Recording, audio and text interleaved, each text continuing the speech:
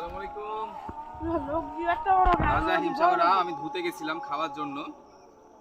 গত এক সপ্তাহ যাবত যে পরিমাণ বৃষ্টি হচ্ছে, এই বৃষ্টির কারণে কিন্তু আমরা আম পাড়তে পারতেছি না। আজকে সকাল থেকে ওয়েদারটা একটু ভালো মনে হচ্ছে, এই জন্য আমরা কিন্তু আম আজকে পাড়তে শুরু করেছি। এই যে দেখেন, আজকে জুম্মাবার, তবুও ছোট ভাইতে নিয়ে আসছি 12টার দিকে আম পাড়তে।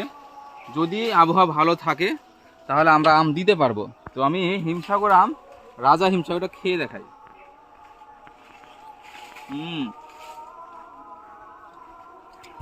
শেষ মুহূর্তে এখন হিমসাগর আম, এত পরিমাণ মিষ্টি, না খাইলে বুঝবেন না। তবে অনেকেই অনেকদিন যাবত অপেক্ষা করতেছিলেন হিমসাগরের জন্য। ফাইনাল আজকে সুযোগ পেয়েছি আমরা একটা আম পাড়ার। দেখি ইনশাল্লাহ দোয়া রাখবেন, যদি সম্ভব হয় তো আজকে ইনশাল্লাহ এই বাগানটা পুরোটাই সাফ করব। জুম্মার দিন একটু পরে নামাজ পড়তে যাবো। ভালো থাকবেন সবাই, আসসালামু আলাইকুম।